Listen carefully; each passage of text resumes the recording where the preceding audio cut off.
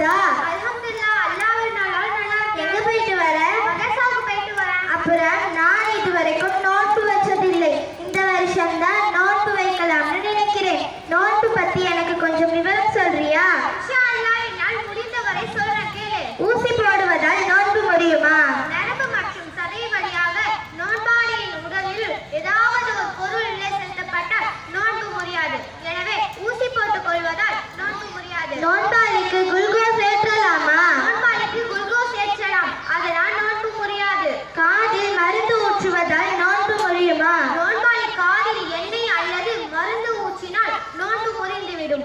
ஆனால் காதில் தண்ணீர் செலுத்துவதால் நோன்பு முடியாது. நோன்பாளி தலைக்கு எண்ணெய் தேய்க்கலாமா? நோன்பாளி தலைக்கு எண்ணெய் தேய்க்கலாம், அதனால் நோன்பு முடியாது. பல் ஈறுகளில் ரத்தம் வந்தால் நோன்பு முடியுமா?